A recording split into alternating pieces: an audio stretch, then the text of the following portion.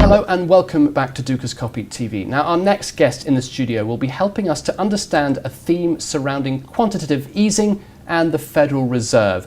Patrizio Merciai is the Chief Strategist at Gonat & C. Welcome, Patrizio. Thank you. Good afternoon. Now, it's clear the Fed will be scaling back over the course of the next few years. But you've released a strategy report which asks one simple question, really. Who will step up? Why? Well, I mean, markets have been hooked, addicted to liquidity, to quantitative easing. And, the Fed is scaling down, so the market consensus among participants is, well, we are getting deprived of our favorite drug or stimulant. So can we live without it? And the answer is yes. But at the same time, there's a kind of weaning process. And people are the Fed has been very clear on the timing of tapering. So obviously there is this anxiety about, it will be less easy from going forward, Well, that was actually going to be my next question, because obviously, as you said, there's this anxiety, but does the vacuum need to be filled? I mean, surely central banks, they'd like to encourage the markets to go back to the way they were. It's not a normal environment anyway. So the idea of who will step up? Do we need someone to step up? No, actually we don't. Actually, you're absolutely right. We don't, because if the Fed is tapering and shutting down, quantitative easing, it's because things are getting back to normal. So, growth is there, corporate earnings, what have you, are supporting equities, are supporting some parts of the bond market. So everything is fine, but at the same time, as we have been accustomed to it, there could be now, I think, markets or market participants are toying with the idea maybe that someone could do it. It's in this chart we can't see it very much yet, but obviously that right-hand part will now slowly go down.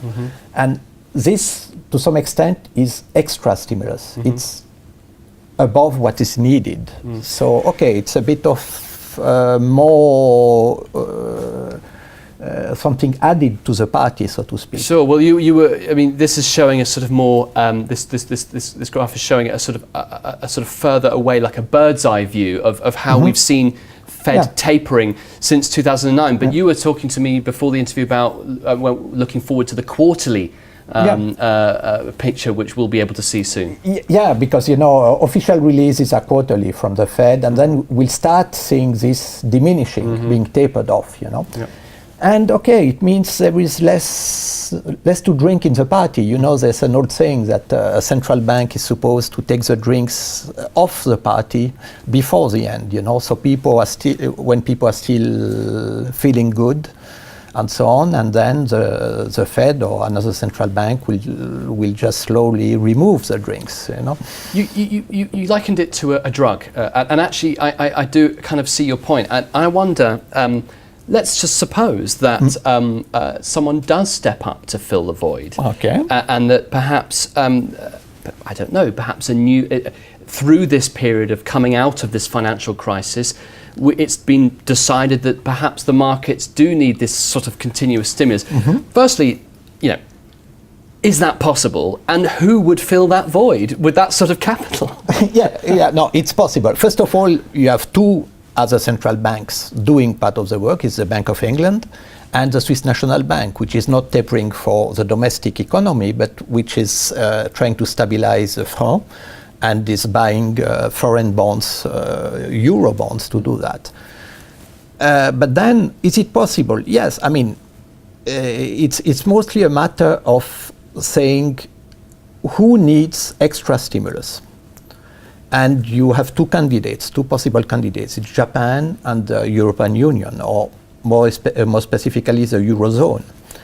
And that's where things get a bit more complicated, because Japan, as you know, has embarked into a very strong stimulus program, under the Prime Minister Abe. So now the question is, the economy might slow down a bit, and already some of the Prime Minister's advisors have mentioned the possibility of increasing QE, quantitative easing in Japan, if the economy slows down. So there are some expectations that Japan would actually increase and almost double its stimulus. Mm-hmm. The only question is, they will do it if the economy slows down. And it does not look like the economy is slowing down. So it's a bit of guesswork. Most probably they will wait, to get all the figures from at least the month of April. So the data will be out during May. So the first possible date where they could do something would be end of May. Some people say they would even wait longer. But let's say it could be some extra stimulus. Okay. It could be. Just finally, before we end, Patrizio, what are the alternatives if no one steps up to this vacuum? We discussed already that it could just be, well, that's it. The carpet's removed, the table, the cloths removed from under your feet. That's just the way things are. Go back to being as you were as usual for the markets. But what are the alternatives? Are there any alternatives if no one does step up to the mark? I mean, if you mean alternative for investors, I think really, liquidity tends to lift all assets, the prices of all assets. If there is less liquidity, a bit less, because liquidity won't disappear, we'll probably have to be more selective, i.e. to be more keen on earnings potential of companies, having maybe less of momentum plays and more look stock by stock, but I don't think it's it would be a problem. I would say back to normal is great for investors, and if we have some added liquidity, for instance, from Japan, it would be a bonus. Mm-hmm. Okay, Patrizio, we'll have to leave it there. Interesting topic, interesting thought. Thank you very much for coming into the studio today. My pleasure. That's it for today on Dukascopy TV. Join us again next week where we'll be continuing interviews and updates as usual. But for now, from me, bye-bye.